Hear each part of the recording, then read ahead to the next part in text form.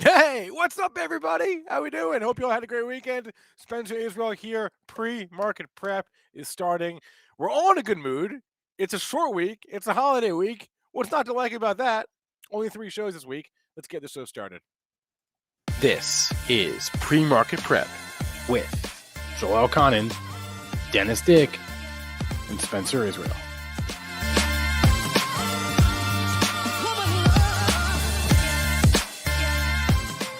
Oh, we got the whole gang here. Spencer, Joel, Dennis, what's up, guys? How you doing? How you doing in the chat, everyone? Good morning. Good morning. Good morning. Do us a solid before we really get this show started. Just hit that like button. I'd appreciate that. We got a lot going on today. We got Tim Quast on the show at 8:35. I'm calling today Merger Monday. We got a couple of deals, one official, one not official. We want to discuss. Got a bunch of just random news, like just random stocks, like Astra, right? ASTR, like Bluebird Bio, right? Vonage, just like random stocks moving this morning. So we'll talk about that. But let's start with Joel. Let's bring on Joel's charts. And actually, before we do the charts, Joel, maybe how was your weekend? We should start there. Oh, my weekend was excellent, and Saturday night was excellent. I had a special guest over for dinner with my two girls. Yeah, tell us all about that.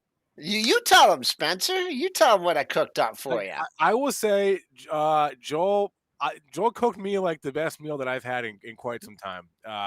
Surf and turf. We had steak. We had crab legs. Holy. Yeah. Why didn't I get the invite? Joel went all out. I would have flown to Detroit for this meal. It was a real. I was very impressed, Joel. You did very good. And then you're forgetting about my own garlic lemon butter sauce that I made. I found a recipe online that after a while coagulated, but yes, it was good. It was good in the moment. A little too much garlic. Yeah, no.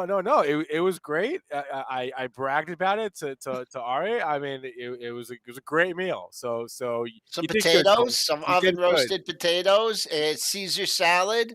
And shrimp appetizer. Jonas is right, Joel. You can feed the whole chat. Next time we'll have to do that. I've known you for almost 30 years. You've never made me a meal like that, Joel. I'm so jealous right now. I'm actually so mad at you right now. I'm so jealous. Well, all right. Wait a minute. I hear you guys are going to see each other next week. It's possible. So we don't know anything yet. Okay. Rumor has it. Lisa says, "Well, what if you go over there for lunch and you can't get back?" She's worried about Joel crossing the border. Yeah. Lockdown happens right at the moment Joel goes out for lunch. We're all in a mass lockdown. You're camping out in Canada. It's okay, Joel. You're half Canadian. They let you in. They let you stay. The end? Yeah. Just before we get to the markets, just a comment on the video, the new video. I like it. It kind of seems like a murder mystery. Like, what? like I don't know, like the music in the background, like me, and I'm looking around, and then like Dennis and it's like I feel like Mannix or Columbo or something like that. I don't know. I like it. We'll see what the people are too young to know who McLeod and Mannix and all those guys. Rockford Files. Those were good shows. Anyways, we're green. We're green. American hero. 12 and a quarter handles. We were choppy near the end of the close, the close on Friday, but we caught a bid right away. Tried to buy the closing price at $94.50. Nothing done. The low's 95 and a quarter. No shorts out there yet. Crude down 29 or 30 cents. It's 75.65. So crude under 66 now. Gold down 11.40 at 18.40.20. Silver in the red just by a couple pennies, 24.76. Bitcoin, I guess I got to go to that Bitcoin city they're building in El Salvador? Yeah. The down $625 at 57.275. And Ethereum's going the same way. That's down $94.25. Ethereum's killing me, man. Yeah? Yeah. I wanted that thing 10,000. Is this the road? Is it going to get to 10,000? Yes, it's called the post. I thought about selling half when it doubled, but now it's pulled back. I haven't doubled my money anymore. I should have sold half. Don't sell before Thanksgiving, Dennis. Oh, yeah. Everybody talks about it over Thanksgiving. Yeah. Right? Yeah. And you get the Thanksgiving pop. Yeah. Let's talk Thanksgiving trade. We got a Thanksgiving trade? You know, you think about, are we too early? We're 2 days too early. Too early. We're too late. Inflation. Are we too late on it? We're Retailers? Yeah. Retailers. I tell you, man, look at the movement in the retailers, though. That Kohl's, that huge pop on earnings, one day they just talk a little bit of COVID and they pull the rug out from all that stuff. It fell like 10% on Friday, just because we're worried about COVID again. I mean, and obviously this is the headline that's going to be talked about again, COVID getting the mainstream with Germany, but it's come over into our markets and it's now going into a little bit of the worry about the reopening stocks. And that's what we saw on Friday. Like Kohl's pulled the rug right out from under that. And you thought Macy's as well. Thoughts, concerns? Big moves. Silence? I mean, huge moves. I mean, if you don't get follow through, I mean, Macy's, all right, 38. I don't even know if there's anything on the monthlies at 38. Let's see if there is. I'm really going to be kicking myself. Let's go to the data window, and that high, 38.35 back in November of 2018. You just imagine if you don't get follow through on that after that crazy day, then people, why not trim profits? I mean, nothing. COVID or whatever. You did follow through 38. You found some profit takers, and I saw Kohl's too, and same thing. 62. That was even big in the pre-market on Thursday, Thursday, and then they couldn't hold up on Friday. So, yeah, just nice moves up. It's a lot easier to sell when things are going up. So this pop, now these pops in Kohl's and Macy's, I think they're going to be met with sellers. I wouldn't be buying this. I think I'd blow off top and all these things. So what's that mean? It's like everybody had to get in. It's like, I cannot miss the boat on Macy's anymore. This thing has went from 16 to 35. This isn't a tech stock. This isn't like some growth. This is Macy's. So you're right, Spencer. I guess we have missed, the trade on Macy's, and I don't know if I'm coming into it now. We'll see. Sometimes you do get the turkey pop on Wednesday afternoon. It's sometimes decent to own them into Friday, obviously depending on how the Black Friday sales go. So retailers typically do well this week, but we already did well. So tough to be coming in here. We'll see later in the week, but I don't know. I'm concerned here on the retailers. I'm concerned on a lot of stocks. This is the tale of two markets, which is what you were talking about in the pre-market show, Spencer, and what we've been talking about. You've got some stocks that were relentlessly bid, Apple making new all-time highs on Friday, and then you have other stocks that are just relentlessly sold. So, I mean, it is the tale of two markets. I mean, Kathy, if we want to go to the Kathy indicator, which is growth tech, that has not performed well in the last couple of weeks either. Every time you think Kathy's got some life coming back, they pull the rug out from under her stocks and they start to go down again. I know Mitch was talking in the background. He thinks he wants to invest in SARK, which is the short Kathy fund. But I mean, there is, even in pockets of tech, we're seeing a lot of weakness here now. So it's definitely the big guns that are keeping the market up. We know Google made new all-time high, I believe, on Friday. Apple, new all-time high on Friday. Amazon has been rolling back sneakily and is approaching a new all-time high. Facebook's still off its highs. We're just going through the big guns there. And then Microsoft, which is just relentless, made a new all-time high as well, making a new all-time high here this morning. But it's flight to safety on these big names, and there's a lot of stocks that just aren't safe right now. I don't know what to say about this market. It's a tough market. Here, and we did talk about this on Friday, but here's a stat actually from FactSet. Okay, I mentioned on Friday, I think it was Friday, maybe even Thursday, about the number of stocks trading above their 50-day moving average. 75% of stocks in the S&P 500 are above their 50-day moving average. That's on the one hand. Yeah, so we're still doing pretty good on the other hand. On the other hand, here's a graphic this morning that I saw from Wedbush. You maybe can't see, so I'll read you some names on this. Oh, that's list. Awesome. No, we can see it. That's really Zoom, all names that we know. PayPal, Twitter, Snapchat, Lyft, Palantir, DraftKings, Roku, Zoom, Baba, Robinhood. Welcome to Kathy's portfolio. Yeah, I mean, Zillow, it's brutal if you're in these names. Brutal. This is the growthy tech stuff, a lot of it, but some of those are obviously stay-at-home stocks too, which have been hammered as well. I own a couple of stocks too, so I shouldn't just make fun of Kathy. I got the Penn Gaming. That one's been absolutely terrible. I think that might be the only one I got on the list.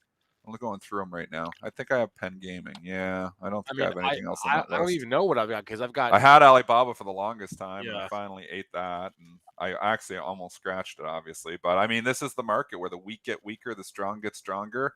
And if you're just kind of hanging out in the middle, I guess you're buying dips and selling rips on those stocks. But that's an ugly graphic. I mean, you think about PayPal, how loved it was, even go back to a month and a half ago, and then they just started talking about an acquisition. This stock broke down again on Friday, taking out the 200 key support, 193.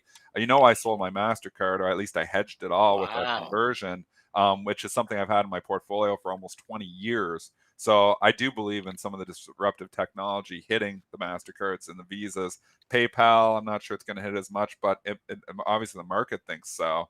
I mean, at a certain point in time, you say, is it overdone? But then you look at valuations on some of these stocks, and you're like, I don't know. What about Teladoc?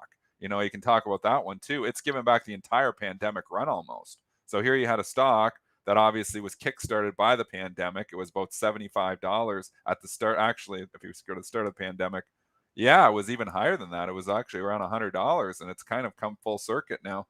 $308 the high, right back to $117. I mean, there is some carnage amongst this new all-time high market. What about Chegg? I mean, that too. Yeah, that's it's down 76% this year. Yeah, it goes down every day. It's one of those, like we keep talking about. You don't want to be caught in these stocks that are just death by 1,000 cuts, the bleed out stocks. And it's when the company disappoints or says something bad, and you get the gap down on the stock trending. I'm just going to give the lesson again, because this is the market that we are in. It's very important to understand. Stock is trending down. It gaps down into the trend. They don't typically come back in this market right now. They continue to bleed out. And we have so many examples of that. And, you know, I catch myself too, and you think, oh, wow, this stock is cheap. If the stock's trending up and it gets a gap down and it's still kind of holding an overall above the moving averages, those dips are getting bought. But the dips are not getting bought on the stocks that are trending down to, like this Chegg.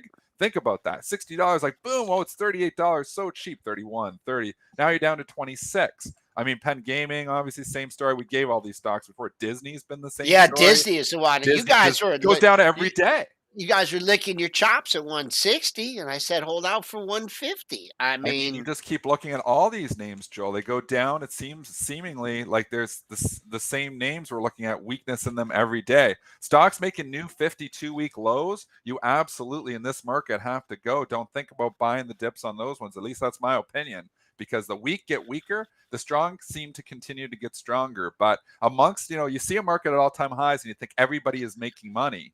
It depends on the type of stocks. I mean, Cathie Wood, you're saying, a lot of people think she's one of the best money managers in the world. I mean, she is still down 30% from her highs back in February. It's been a rough run here. So, it doesn't look healthy, her stock either. And all of her underlying companies that she owns, are still at crazy valuations. I know she loaded up on Teladoc on the dip again on Friday, because that's what she does. Nobody buys the dip more than Cathie Wood. But those stocks that are dipping, that are in downtrends, they keep dipping, it seems like. Hey, Politico just reported that the White House will announce whether they will nominate Jerome Powell for a second term today. Well, how do you think we respond to this? Like, okay, let's say he's out. What does the market do? Because I have no idea. I would naturally think the market would sell off on that, because there has been no Federal Reserve chairman more accommodating to the market, maybe in the history of markets, than Jerome Powell. Think about even back to Greenspan, who was very accommodating, but he even came out with irrational exuberance. He would talk the market down when it just got crazy. Powell does not do that. And Powell talks it back up. And Powell is, obviously still got the printing press going, despite inflation being as high as it's been in 30 years. I mean, this Federal Reserve chairman has been very accommodating in the stock market. So is the next Federal Reserve chairman going to be this accommodating? I don't think so. I don't think they can. They're going to be handed a market that is basically, at all-time highs, but with inflation basically not completely out of control, but not in control at all, not in check at all. Like their 2% mandate, throw it out the window. Their stats, which, are fudged anyways, is running at over 6%. Don't dare look at housing, which is up 35% year over year in a lot of areas. So, I mean, I just think I'm looking at it, and if we actually do get rid of Jerome Powell, What does that mean? Does that, or does the I Fed don't just know. continue to print money and the next Federal Reserve Chairman just does the exact same thing? But maybe, and who just put this in there in the chat? RFCCW 949. Right, like maybe you just use Powell, make Powell your scapegoat, right? Get him out of there, and maybe the market, Yeah. and maybe the market does the same, right? This is all Powell's fault. Get him out, get someone else in, and things will magically be better. I Well, don't not know. necessarily it's even his fault. I mean, the rich have really enjoyed this environment. I'm just hypothesizing. I obviously don't know, Yeah. but Yeah, you forget about Helicopter Ben. You know, he But did. but I still feel like Powell has even Oh, I been agree. even I more than agree. Helicopter Ben. Like you got Yeah. Pump and Powell, Helicopter Ben. We had Auntie Jeanette, who was helping, obviously, but Auntie Jeanette was not nearly, I don't believe, as accommodating as. Well, she It's didn't a get different market Yeah, environment, right? environment. Yeah, I mean the pandemic. I mean, as far as this like coming out, what come out today? Like, what's Politico broke something that was relevant? no, Ever? We're not going to be no, mean to no, Politico. They Joel, do Joel. research. They do some good stuff. Politico is like as like in the DC bubble as it gets, and this is a DC headline. This is a White House headline, right? This is not a Yeah, this is a White House I headline. don't know. So I mean, Can I short it? Can I short? They said today. that's what they just reported this morning. Like, Yeah, they just wanted to knock the spoos down from the mid range. that's definitely what it They was. care about That's the exactly what they spoos. did. They got short a bunch of spoos, and now Oh, yeah. they couldn't hold mid range. And like, okay, it's a good time to put this out now. Okay, that's definitely it. All right, here. Do you want to talk some individual stocks? We had a couple. That's what we do here. Bunch of random news, random movers this morning. Let's just start with this deal that came out of nowhere. Vonage VG is getting acquired this morning from by Ericsson. $6.2 billion deal. It's $21 a share is what they're paying for VG. So VG is trading higher off that headline. I had a Vonage phone. That was the first pre-market prep phone. Was a Vonage phone. It was pretty good. I got rid of it. They're cheap. They're good. It looks like they're pretty confident this deal's going through, right? You hit 21 and now you're hanging 2062. Honestly, I forgot Vonage was still around. Vonage and Nokia and BlackBerry and Ericsson, for that matter, are like the phone companies of yore, right? Of yesterday. But anyway, how is Ericsson doing? ERIC. Yeah, it's not much. Look at that thing. That's not a good stock. Well, it's been around for a while. It's not moving much. I mean, ADS, it's not a big deal. I mean, Seems like a nothing burger, this deal. All right, fair enough. Burger. Another. I've got a special guest here because I'm solo parenting right now because, believe it or not, we're in a blizzard, so it's a snow day. Second thing is my kid's gone to the dentist, so I actually am solo parenting. So you got a snow day? She drew this for the show. She just drew this outside the room. So she Nice. says it's Christmas time, and the 4-year-old just drew that for you guys. Hey, everyone watching, do not screenshot that and make it into thank NFT. you. Make it into NFT. Okay, that is no NFT. Do not NFT that. Okay. Go do some more drawing. So I'm trying to do the live radio show and I'm solo parenting. So she might be coming in and out. Toast. Oh, thank you. Toast. I already made her toast. She's good. Okay. She's good to go. Okay, she wants toast. Cool. She got toast. All right. So that was the one deal that was confirmed. The other deal that is not confirmed, it was a report from Bloomberg that apparently Constellation Brands and a Monster Beverage are maybe not having conversations. Who can really say? Is basically what the report said. No details, no numbers, but speculation. Obviously, they have not moving. They have an They have an IB source probably telling them something, but yeah. So who's supposed to be buying who here? Constellation would be the one to buy Monster. Nobody seems too interested in Monster here, though, which is interesting. So if you usually get a rumor like this, you're going to see a stock pop up, but not in this case. And this is a nothing burger here, too. All these deals, look, it's all nothing burgers. Yeah, that's what the day is. You know, it's a nothing burger type of day. No, Constellation Brands is moving. Actually, and Joe brought this up before. Look at that daily chart on STZ. Look at that. Marching. Yeah. Marching. So maybe it's STZ that's getting acquired here. Who's got the bigger market cap? I think it would be STZ. I would think it'd be STZ too, but I mean STZ is up on this and Monster is not. That's why maybe it's like a merger of equals or something going on. I didn't read the headline at all on this one, so this is. Yeah, go ahead. ST Zebra, go ahead, Joel. Just back near. I mean, you got seven. I don't know what that actually is going on, but like this bunch of monthly highs.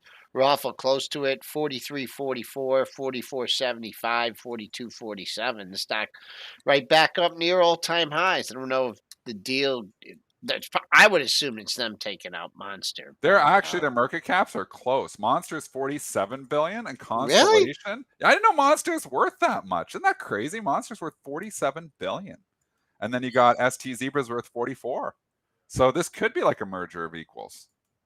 I did not know that Monster Beverage had a $47 billion market cap. Does that seem insane? For a while there, that stock was like the best performing stock like in the market. I guess. Yeah. And I guess they've got, a huge, think about they're everywhere now. But I did not realize it's a $47 billion company. It's impressive. A couple people in the chat commenting that Coke has a large stake in Monster. So they can't just it's a little bit more complicated than that. Who drinks that Monster? Do you drink that, Spencer? Probably not for 14 years. No, I haven't. So I don't know. Teenagers, college kids, I have no idea. Okay. Big mover of the day is ASTR, Astra Space, trading higher after they completed their first commercial orbital launch for who? For the U.S. Space Force. Yeah, did you forget about that? It's still a thing. Anyway, I forgot about it. I always forget about it. ASTR got a pop this morning and now trading off those highs. But that is your big pre-market mover of the day. Was this scheduled or was this kind of like a surprise? I'm not going to pretend to know the answer to that question. I don't know. Okay. Yeah. The reason because it like you see the 4 a.m. pop. And then that was it. Lights out. Got over 15. That's not a new all-time high, but pretty much a fade. Sell the rip stock I think it's sell the rip headline here. Yeah, I don't think we're gonna get back over 14 during the regular session. So either. We're leaking. Really? We're leaking.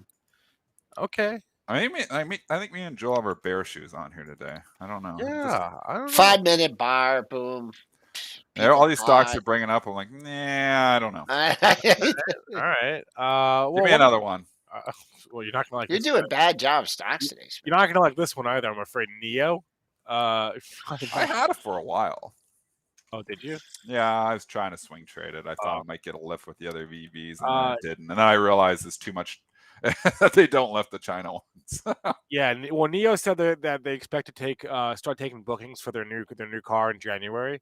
So it is trading higher actually off that. It still is trading higher. Yeah, it's up $1.60. Problem here is you didn't move when the EV run happened. Like we had the huge EV move, we know, and Lucid and Fisker, and obviously Rivian was a catalyst for all that running, and it just kind of didn't move in that whole time. And if your stock's not going up, it's an EV company when all the EVs are running, you're in the wrong EV stock. So now we get a headline, a pop, but I think it's probably just coming back into a congestion area, and I think that headline's met with more sellers here. So unfortunately, this may be not the EV play here. I think I'd be selling the pop. It's we talk about like the accordion chart and up and down, up. I mean, it's just it is. I mean, if you want to make the super bear case, bull case scenario, you did make a low at that 33.40, 33.34 area. Found support there a couple months in a row.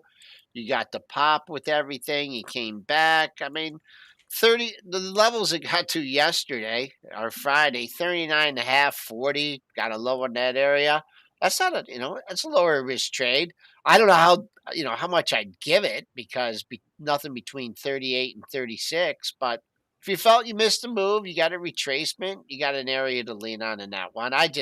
What they announced a new car, right? Is that what they did? Yeah, well, they announced that they're going to start accepting pre-orders for that car.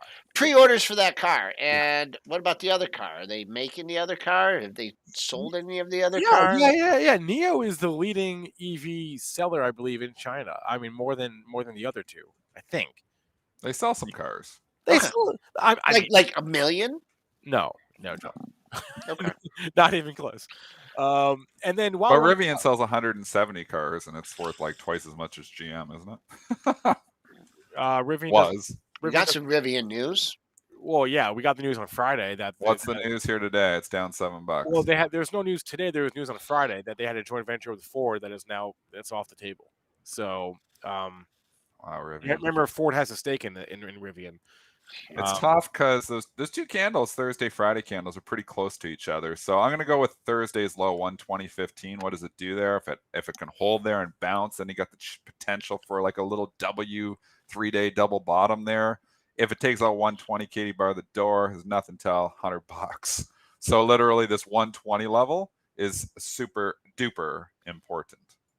Yeah, one low at that area. Boy, oh boy. I could bounce there. Like you could take a shot. If you want to do 120, 110 in the pre-market, you risk yourself, give yourself like 119.50 so they don't just hit your stop and get out at 119. Maybe give yourself a couple bucks. It's a wild child. But I think the 120 level is critical. If it really starts to take out 120 even, the thing could actually go back down to $100. Don't kid yourself. So just be careful. Wouldn't want to own it below 120. If this ever gets back above 136, I'll consider it on the long side. That's the problem. Is now you're kind of caught people, and now all of a sudden, I know it's only been 8 days of trading, but now you're starting to create bag holders here, small bag holders. Obviously, $179, but people are like, "Oh man, I bought that too high. Just give me my money back." So there's already people in this that are now hoping to get their money back. And remember, when you eventually, if you do take out the lows, then you got everybody bag holding. So only 7 days. There's not a lot of information. Stock's still going to be wild, can go anywhere. I just say it needs to hold 120, and I'm skeptical it's going to do that. In Ford, I mean, they got stock in this. They're dumping that as soon as they can. I don't know when the lockup is. I don't know. I don't know for sure, but let me give you the exact number: 179.47, and then minus 95.20. Looking for.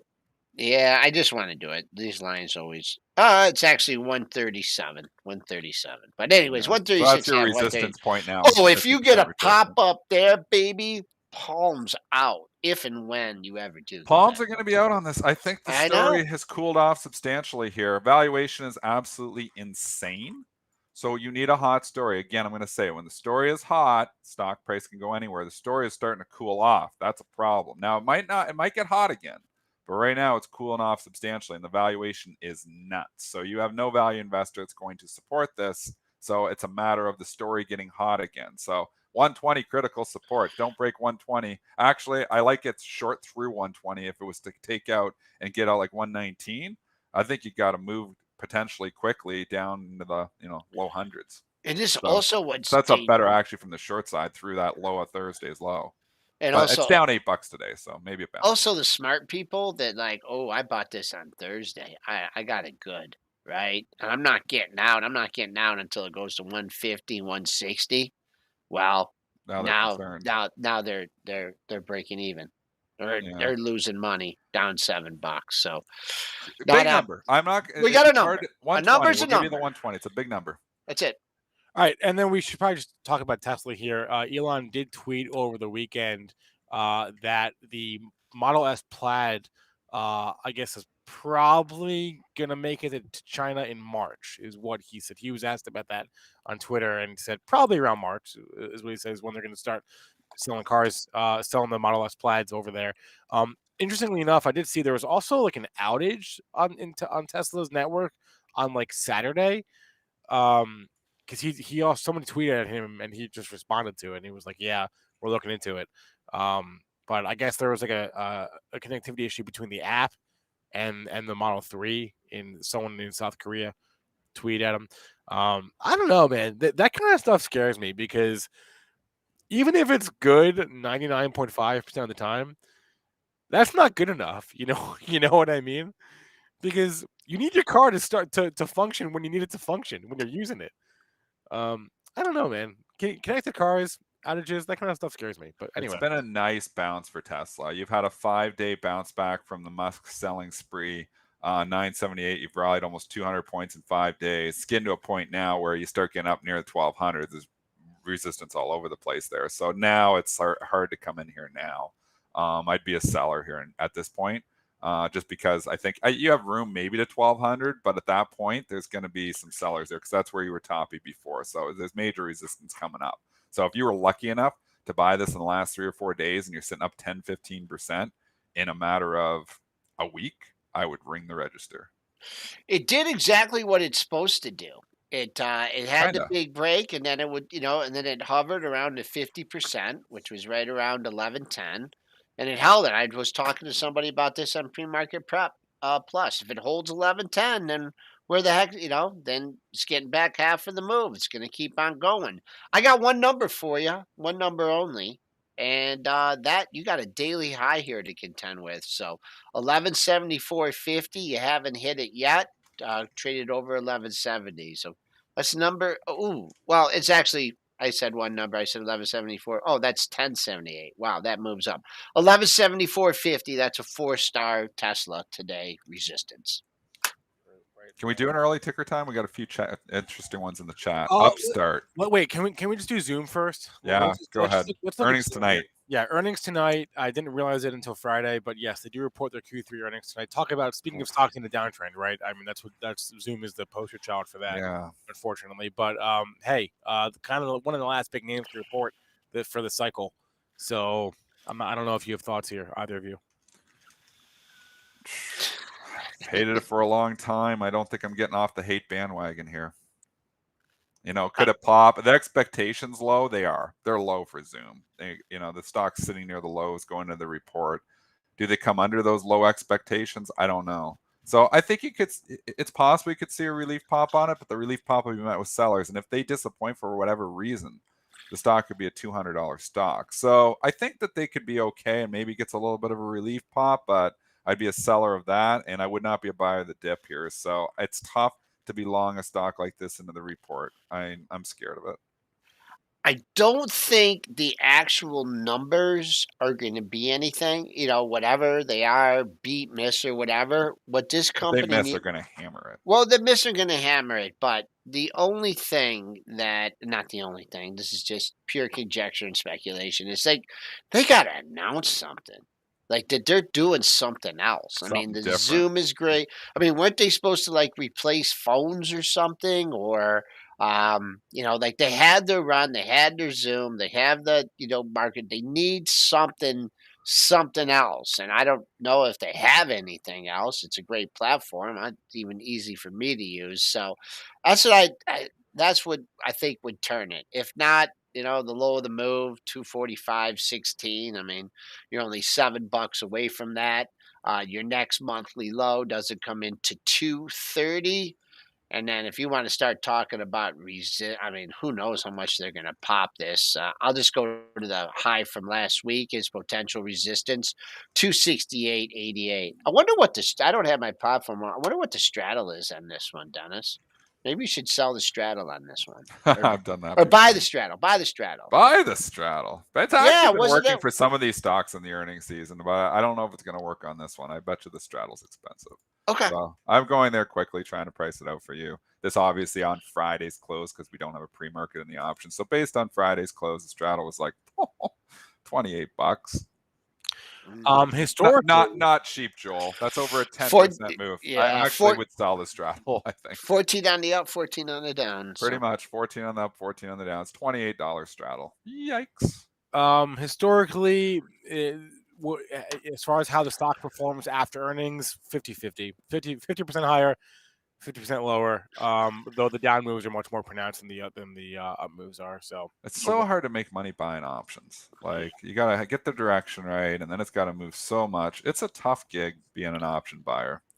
There's a reason, that option sellers have made money for so long. Ooh, thinking about it, it's on the right track. What if Zoom does something with the metaverse? Yeah, thinking about it, that could be it. They need some buzzwords in that call. Get some buzzwords going. Metaverse, Omniverse. Let's do it, Zoom. Come on. Yeah, that helps. The metaverse buzzwords help. We need buzzwords in the call, Zoom. Otherwise, how about I got it right now? The Zoomverse. Okay, that could work. Yeah, why not? Well, we're gonna have to be able to communicate in the metaverse somehow. Why not? Let's get the market structure on Zoom from Tim. Let's bring him on. Let's get Tim here. We're gonna see what it looks like. Let's see what the market structure looks like on Zoom. Okay. Market Structure Mondays. There's Tim Quast. What's up, sir? How we doing? Good to see you. Boy, I ducked in just in time, didn't I? I heard. No, I waited for you, Tim. I waited for you. I wasn't gonna go to you when you weren't here. Don't worry. Are those NFTs behind you? Printed NFTs? They are. Yeah, exactly. They're printed NFTs. You got one of leaves. What are those? I'm sitting at the Zero George Hotel in Charleston, South Carolina. Oh wait, what hotel are you at? Zero George. Do you know Zero George? Is that the one right there in Charleston Square, right downtown? Is it the big one that has the mall and everything in it, or not? That I think you're thinking of Marion Square, and there are two great hotels there. Yeah, too. The Bennett, yeah, the Bennett and the Marion Francis. Marion Francis, of course, being the fellow who the character that Mel Gibson plays in The Patriot is based on, the Swamp Fox. But Zero George is in the Ansonboro district, which is it's quieter, more residential.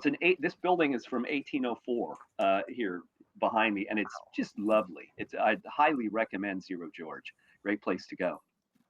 Wow. Nothing to do with hashtag Market Structure Monday. Okay, so let's just start with Zoom. We were just talking about Zoom because they report earnings tonight. Can you give us a look at that market structure right now? Yeah, let's have a look here. And I want to ask you also about the short week because. Okay, right. Yeah, it's important for folks to know what's occurring right now, including the short week, new options trading, how institutions and traders will think about that, what the money indicated last week during options expirations might happen. All of that stuff's very telling. So let me get rid of Fort Moultrie there. That is interesting though. Fort Moultrie. It was like trading last week. So Fort Moultrie is on June 28th, 1776, the British showed up to attack Charleston, and the Patriots hastily threw up some palmetto logs and leaves and so on, which is how South Carolina became the Palmetto State. And the British opened fire, kind of like traders did last week during options expirations, and those cannonballs stuck in the soft palmetto wood and leaves, and so that our side went down and retrieved them and lobbed them back at the British and sank two of their frigates and grounded two others, and they left. So that was our first victory in the Revolutionary War, believe it or not. So okay, now let's go. Your history lesson, and he's going to give us the market structure. We get everything from Tim. History. There you go. It's where the Revolutionary War ended and the Civil War began. It is. That is exactly right, Joel. Joel knows everything. Joel. And that is a great point, because Fort Moultrie is on the peninsula, and Fort Sumter is right in the water. You gotta go to Fort Sumter. You gotta go to Fort Sumter. Sounds awesome. All right. Okay, so looking at Zoom. Yeah. There's good and bad here for Zoom. We want to hear the good. So the good news is demand is rising. So if you look at the top graph, so here's the demand trend. So that's good news. If demand is rising, that's a plus. The trouble is supply is rising as well. So the trend, the 30-day trend for short volume is up, and you see this little jump above the supply trend. That's not great unless there is a surge, and there could be. This is a coin flip. This is not the perfect setup. I would prefer a divergent. I'd like to see sentiment like this. Where you have a demand sentiment rising and short volume well below trend. That's the kind of thing that will give you a lift almost every time. And notice that it did. So we don't have the same condition here, but it beats converging supply and demand, where demand is falling and supply is rising. I would say with the reaction from the market coming on Counterparty Tuesday, when banks true up books, it's a gamble. You're taking a lot of risk, but there are a couple of things working for you. Okay, so that's Zoom. So that's not bad. That's Not not bad. bad, not great. That's not bad. That's the best thing We're I've heard about mixed. Zoom in quite some time. So yeah, mixed. Right. Okay. Yes. Yeah. Something to hang I, your head on here.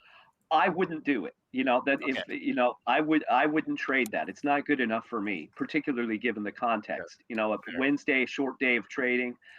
Institutions are not going to make big changes here. They're heavily hedged. We can see that. They're hedged long. That's the good news. But then right after Thanksgiving, you're going to get the T+2 window for everybody to get set for December. So because that'll be Friday the 26th, and then we have the 29th and 30th. That's T+2, trade day +2. And there are options and futures that expire on November 30. So during this window, while stocks have historically done well around Thanksgiving, you have to realize that it's not the time to make some big commitment to a position. This is where you want to have, if you have your higher risk trades, you want to make sure the probabilities are stacked in your favor because speculators will be out in force. They're the ones who will dominate during this period. And if you can find where they're going, you can make money. That's interesting. I think a lot of us have seen the stats that, if not, you've seen them maybe this morning, but because there's a lot of articles out this morning, stocks historically tend to perform well this week, right? The Right. week of They do. Thanksgiving. Yep. Is there any market structure reason for that, you think, or not really? Well, I think it's that. I think particularly over the last, let's call it, decade, where the market reflects the rules of regulation national market system, meaning that it's easier to bias the market toward the bid or the offer with more intermediation. And so if you're into the last week of November and you're setting up for what's going to happen in December, where you want to be positioned to end the year, you're unlikely to run into any giant whales in the water. So if you're a good trader, it's a great time for the market to move, and you can move the market. So you add that together with coming right out of an options expirations period for November, and then the interruption of Thanksgiving, then the end of the month. There's an opportunity to exploit supply-demand imbalances, and I think that's why it tends to work well. And so that's what you would want to do. That's what you'd want to take advantage of. And if I look at the data, well, where is it, right? Where's the money going? I can tell you broadly what happened last week during options expirations. Hedge funds were the lead behavior, active hedge funds. We could see there was that part of the market was up 9% in small caps. The Russell 2000 it was up about 8% in the S&P 500, and short volume dropped to close to 42%, which is an epic low, believe it or not. It tends to average 44 to 45%. So that tells us that hedge funds are set up for a pretty strong start to December. And so then they're going to concentrate on pieces of the market where they can move things best. Notice this, that the Benzinga November 22, that's today, portfolio, it has exactly what we want. Demand rising, supply falling. So I'm isolating some things where I think that can happen. Where's the money going to go? Well, like Synaptics. Here's a great example of a stock that could do well in the next few days. It's not that I want to buy 10s, but just look at this. This is beautiful. So it's been a 10, and supply now is plunging. Well, that's the kind of stock that could move 4, 5, 6, 8% in a very short space. I'm not saying it will. You never know when those things are going to end. But that's the kind of stuff. This data tells us, okay, hedge funds like that. We look at it's telling me market makers don't like that too. When you start seeing supply start to like fall off a cliff like that, and the stock chart that's just straight up here, it's like market makers like, we'll lay off on this one a little bit here because we're getting run over on the sell side. So exactly. Yep. I agree. So there's an opportunity there. I think the FANG, surprisingly to me, I would not have expected it, look pretty good. Here's Shopify that's been, it's a volatile stock. It's one of those stocks that can move on you very suddenly. But if I look at this, there's clearly excess demand, and there's been a downtick in supply. Supply is pretty high. That's what makes Shopify very volatile. But I'd look at that and say Shopify could go higher into Thanksgiving. I look at if if I were to pick the best of that lot, it's not going to give you big gains, but Google, the non-voting shares, Goog, look pretty good, and it's because demand is level and supply is falling. That's the kind of thing that tells me that maybe bigger money wants to park in that through Thanksgiving, and so hey, A little we'll bit of a take safety advantage of trade that. there. Exactly. Yeah. Same with Pepsi. If you look at Pepsi, this is not a stock that's going to produce gains, but because it spent so much time at 5. But I look at this again and say, well, demand's at 5, supply just plunged way below the trend. Well, once again, I think money's going to park there over Thanksgiving. Well, we could too, right? If you can do a little better than cash in a volatile market, maybe that's where you want some of your resources. How about Tesla? I'm not saying, we talked about Tesla last time, and we said, okay, the demand was falling, but so did supply. So probably Tesla was going to be fine. And sure enough, it was. And now you have supply beginning to rise, demand still below trend. Again, this is not the kind of thing that produces an off to the races run, but if you backed up here to August, it actually was a nice beginning. It was, supply fell, demand rose, and the stock was a very nice stock to trade. Could that be occurring again? It's possible. So there's some very good ideas as we head into Thanksgiving. Can I throw a new one at you? Or Sure. I'd just be curious to see where like Macy's or Kohl's looks like now.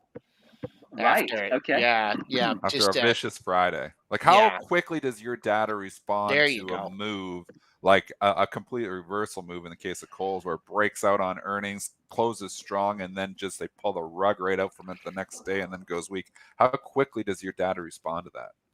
Well, sentiment is meant to give you a rolling average. So Right. it's not going to dramatically shift to that. In fact, I'd look at Macy's and say Macy's is a good stock to own yet. The full effect, the full JANA Partners effect, that's an activist fund.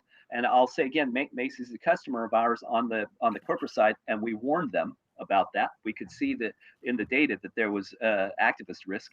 That's still a good stock to own, because look what happened to supply. The reason that happened to Macy's and Kohl's and a number of others was triple witching. It's options. If you've just levered into options, you are going to. It's almost like exercising an options. If I'm an insider and I exercise options, I will round turn it. So I get to buy it at a steeply discounted price, and I do it in one turn. And I sell it at the same time through an agent. Like E-Trade did that for a lot of corporations. That's who served us when I was an insider at a company. So we would round turn our stuff. Well, then they dump it. So that's what happens in these situations. Is why we advise companies don't report results on when options expire, because you're going to destroy things. It's far better to be on the other side where there's higher risk, less time decay. Why not report after expirations so that you don't put your shareholders at risk? Oops, sorry, I've got background noise here. That's fun. And there's almost nothing I can do about it, so I'm gonna have to walk with you. That's okay. We kind of like the background noise. It was relaxing. I need stuff to relax me in the morning. That's great. I like to walk around the house. This is awesome. I was just rescued. What do you got? A little 5-bedroom suite? It's bouncing around. Oh, you're back to the leaves. It's a fabulous place. Yeah, I've got a good veranda out here, and it's really. Tim, Charleston Place was the place that I was thinking of. Charleston Place was the hotel. I'm going to give you 2 more here, Tim, and the chat wants to know about Coinbase. It's obviously a widely traded stock. It's a stock that had an impressive October, and it's kind of cooled off here in the last week or two. So is this a cooling period to start to reload on our Coinbase? Same thing with, this tracks Bitcoin so closely. So obviously when you're looking at Coinbase, it's going to probably mimic the chart of Bitcoin as well. But COIN, what's your system saying about that one? Yep. Just wanted to look quickly at Kohl's. There's Kohl's, by the way. So Kohl's had steeply falling demand off of a very high level of supply, but that's already reversing too. This is the kind of thing that could get a pop, the other side of options expirations for Kohl's. So keep that in mind. That tells us that the chart tells us people bought or rolled calls.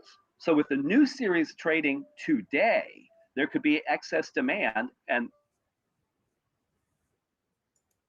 oh, we lost him. Oh no. They cut him off at the hotel. He was bouncing around too much. That's no good. All right. We're just going to get to Coinbase. If we can get Tim back, we can get Tim back. I'll do my level on Coinbase. He's back. Yes, excellent. Okay, am I back? Yeah, I lost my connection there for a bit. Sorry, guys. You're good. It's actually been a good connection. Coinbase. Okay, here we go. No, he's just going to get, but we can see it. At least we can see it. Coinbase has been fabulous. Okay, we got it. And notice, once again, important lesson. Okay, good. Can you hear me? Yes. No, not really? Yes. Am I here? Okay, so quick lesson, traders. This is why if you have a 10 into, if you got 10 out of 10 demand into options expirations, sometimes that's a good reason to take your gains because strategies change at options expirations. But this isn't bad. So it's reverted to 5 and supply is beginning to fall below trend. That's a stock that could post additional gains and might see a surge in demand into Thanksgiving. It's possible again. I'm not saying again that it will, but those are the kind of conditions that are very high probability predictable outcomes that we have seen. I like the Coinbase chart here. It's above 320. So as long as it stays above 320, I kind of like this pullback as another reload opportunity. I have no position in it, but I kind of like the setup. Yep, I agree. Yeah. And then the last one, Upstart, which has actually turned from bliss to piss, it seems like. And I can say that because they passed that one, that swear word. But UPST was loved in August, loved in September, loved so much in October that CNBC had the guest on there and they didn't even know what they did, but he was fully loaded on. And now you've seen the stock get halved in basically a month.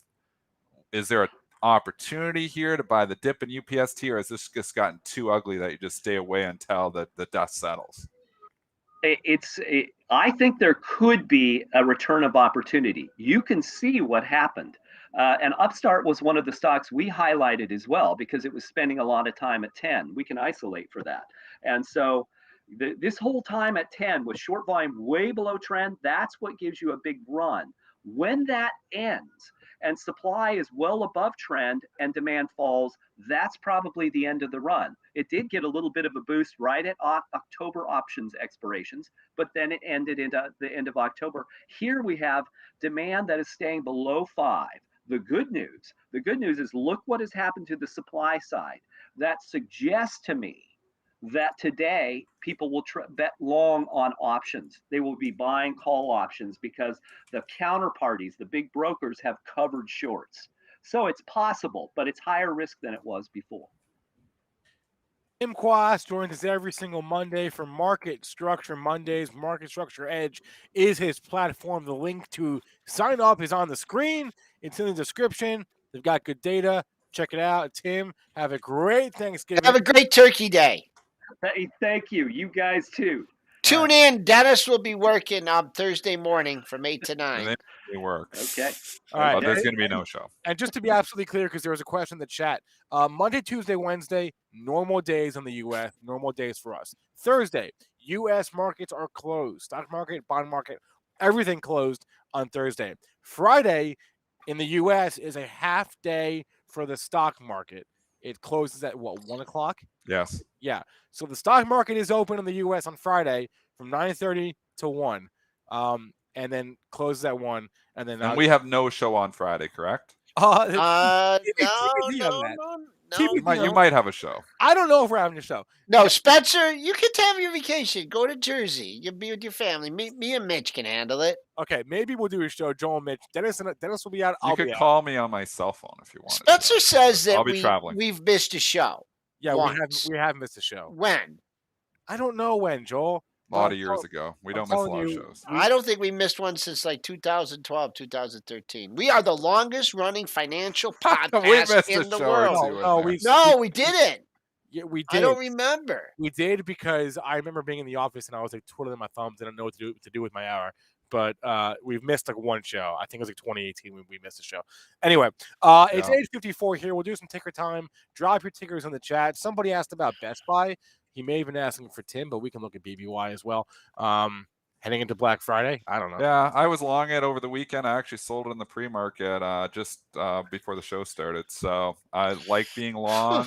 The stocks that are going to report, it's going to report tomorrow night. We know that Tuesday night. And obviously, you're into Black Friday, which is typically good for retailers as well. So it could have a strong day into it. It's breaking out Does it have resistance at 140? I would think so. But again, when the stocks are making new, and I believe this is actually new all-time high for Best Buy, impressive as that is. You start going to the whole number. So you go 140, 145, 150. That's what you do when you don't have like any numbers that it hasn't traded there before. You think about where is the optionality at. So the next logical point would be 140. So I think it could hit 140 even before the report. Okay. Yeah, 137.57. That was your high. That was your all-time high. We're trading we traded above it. So that's your number. See how it reacts there. If not, keep going. If you want to try and buy it on a dip and maybe look at the close, 136.13. But opening right into Friday's high, which is the all-time high. Somebody wants us to look at EA, Electronic Arts. Sort of at the low end of this range now. I've been getting beat, man. I think this Activision Blizzard stuff has rolled into all the gamers. I feel like ATVI just makes new lows every day and is now absolutely hated. At a certain point in time, I would be a buyer of Activision Blizzard, but I don't know. It's like there's so much other stuff happening there right now. I'm waiting for the dust settle there too. I don't want to get penned. And yeah, I used it as a verb. EA. You got support down at 125. It's just accordion chart here, Joel. Yeah, like we've been between 125 and 145. It seems like forever. Yeah, so, I don't know. I guess you keep playing that range. It gets down to 125. It pops up from there and 145. There's so many ugly charts. We need some good-looking charts. I mean, that's the problem. This market's at all-time highs, and I'm like, I keep looking at these charts, and none look that great. You start looking under the hood here of this market, and you're like, it's being driven by the big five again, and if you take those away, there's a lot of ugliness. All right, there appears. I'm sorry, Joe. Go ahead, and then I'll go. I mean, see if you can get back half of the move. Maybe buy it on strength above 136, but you're just entering this zone here. And it shot up through it 3 days in a row. I mean, just like, is this chart just going to turn around like it did here? Hard to just turn around. Yeah, just kind of. Okay, go ahead, Spence. Not much on that. Do not be surprised if before the open we hear something from the White House about the Fed, about Jerome Powell. Oh wow, you hear something besides Politico? I mean, yeah, what's out there now? That's the thing. It's like is you like one outlet reports it, and then they all compiling. Dennis, what would you do? So, what do you think the market reaction would be if they pull Pumpkin Powell? I don't think it's a good thing. I honestly don't think so just either. Analyzing it, I don't think it's a good thing for the markets. I don't think so either. Powell. The markets want free money forever, and they know what they have with Powell. They know that Powell will support the market no matter what.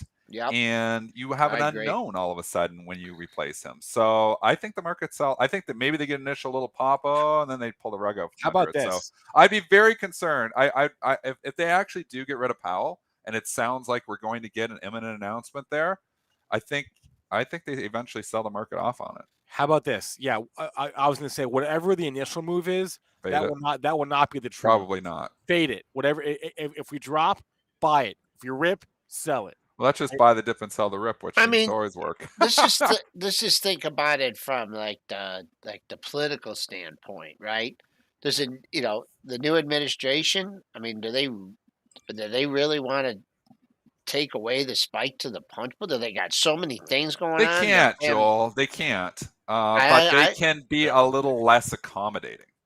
I mean, every time think about even, the navigation through the COVID crisis, how many, times, this Fed, Powell, has been market dependent. They say data dependent, but they were market dependent the whole time. They were just watching the markets and trying, just keep the markets up, basically. And I don't know if this next Fed chairman's going to be as accommodating. So I'm very nervous about this. Yeah. I mean, this may well be the story of the day. You got all-time highs. Yeah, maybe this is like a opportunity if you're sitting at all-time highs. What's up? Judy Shelton. That just came. Is that real? Or somebody's just posting something fake. Is that real? Is it real? Fed Chairman Powell's out? Hold on a second. I'm trying to confirm if what I'm seeing is real. Judy Shelton. That I literally just looked on Twitter. I'm looking too now. Now you got me going and searching. Yeah. I didn't even have any. She wasn't even on my radar. I thought it was. I don't know. I think somebody's jumped the gun here. I don't think we have confirmation on this yet. I stand corrected. We don't have confirmation on this. No, yet. I do not. I very much have no confirmation on that. Look at volume that. is coming into the SPY, so you never know. Yeah. Oh, we got to cancel some orders here. Yeah, it's coming in. It's starting to leak. Breaking news. No, it's Powell. It's Powell. It's Powell. Yeah, I knew it. Powell. Of course. What are you talking about? We knew it. Why would you pull away Powell? Pump away. How could you pull away the punch bowl? I mean, come on. Let's go. Oh, yeah. Pumping Powell back in. That Kool-Aid, Powell's baby. back. Hers a vice chair. Pull is fully punched. Now, do we get that initial pop? We got the initial pop. Is this going to be a rug pull here? They're like, oh, no, we got free money forever. Inflation's going to run rampant forever now. You can always find the bad news if you want. Good thing I went to Costco this weekend and bought stuff to spike the punch bowl, man, because it's going to be... You can always find bad news if you want to find bad news. Yeah, there it is. All right. Hey, as a reminder, everyone, the next pre-market prep Saturday extravaganza is confirmed for December 11th. The link is in the description. It's also pinned to the top of the chat. Sign up there.